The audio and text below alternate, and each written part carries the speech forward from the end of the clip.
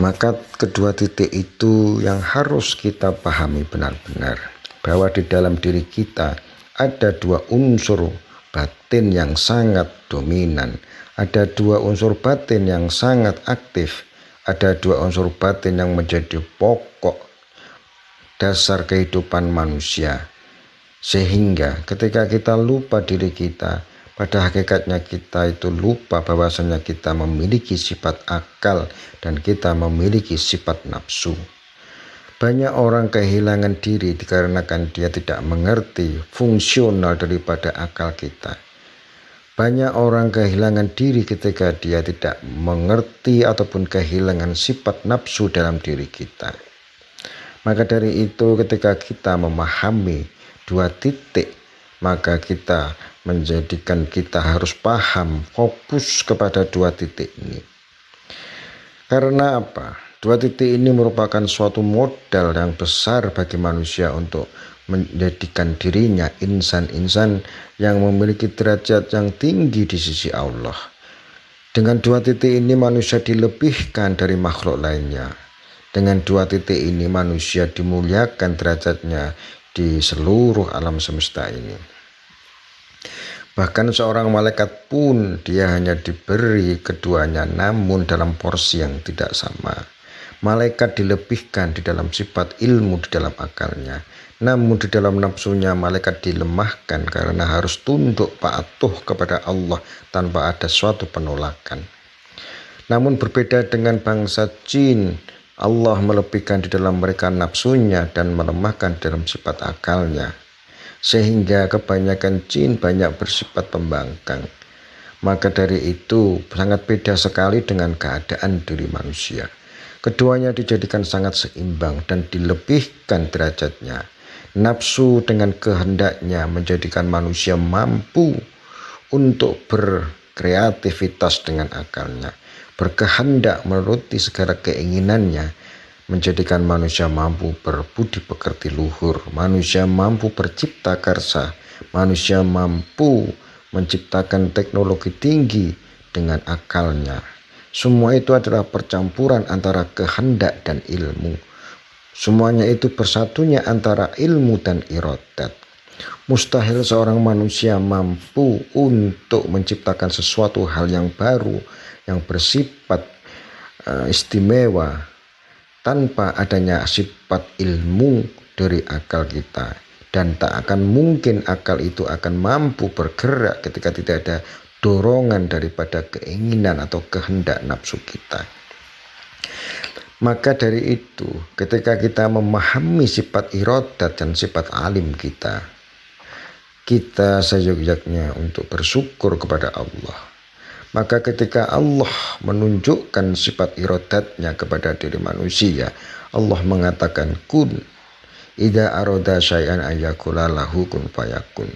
Ketika Allah berkehendak terhadap segala sesuatu, Allah hanya mengatakan kun fayakun.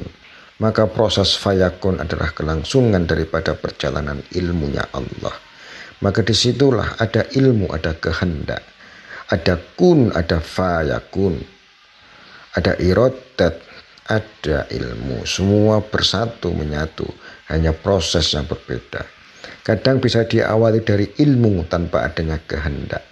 Kadang ada proses kehendak baru datangnya ilmu. Namun bagi Allah keduanya berjalan bersama-sama. Ada ilmu, ada kehendak, ada ilmu, menyatu dalam derajat yang sama.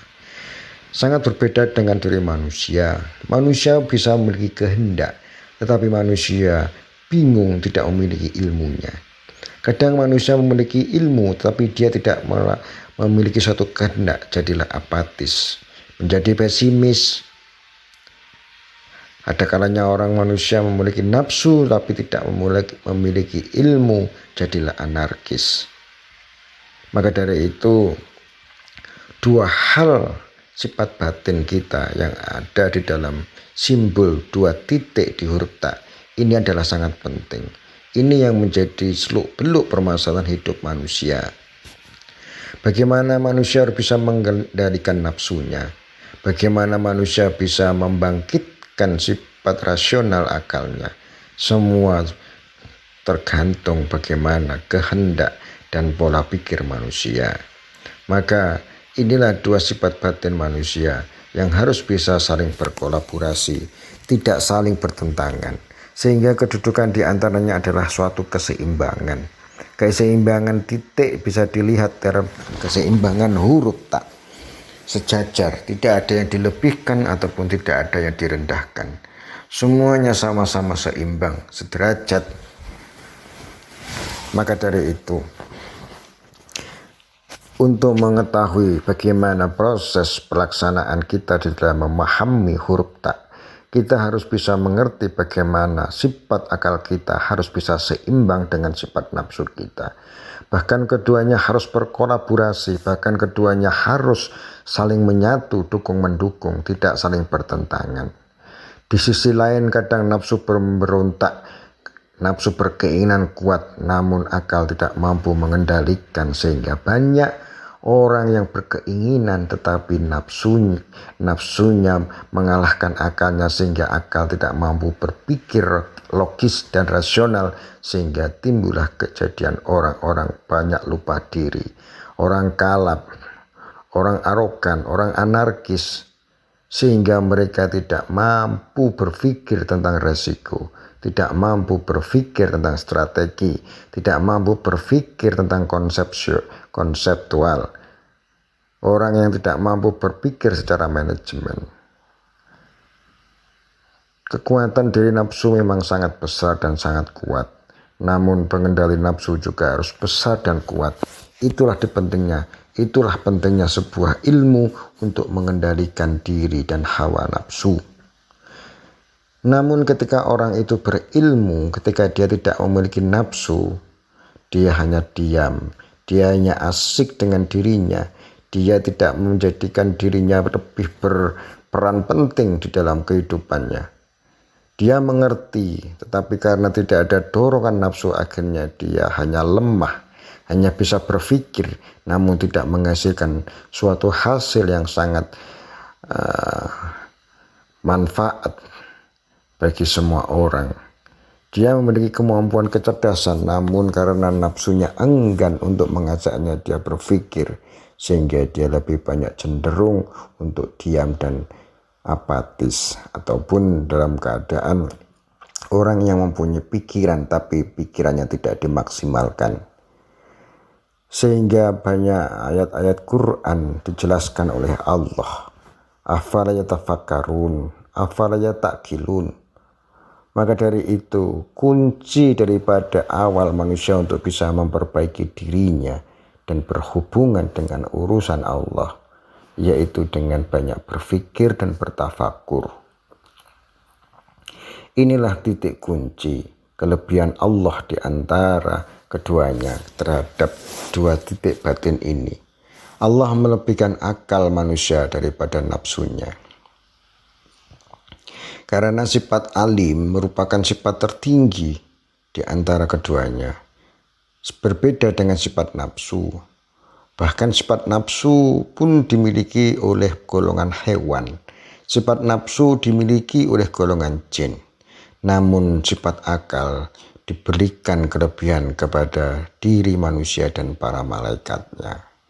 Maka jika kita ingin membandingkan di antara keduanya, mana yang lebih utama dan mana yang lebih tinggi derajatnya di antara dua titik nafsu dan titik akal ini, tentu yang lebih tinggi derajatnya dan lebih dimuliakan yaitu titik akal.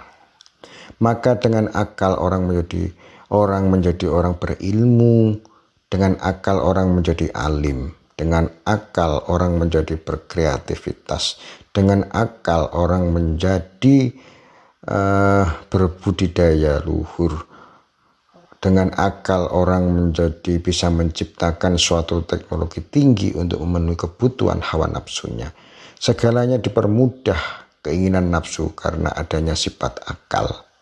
Maka dari itu, untuk membandingkan dua titik batin ini, tentu tidak ada yang lebih diutamakan kecuali hanya akal.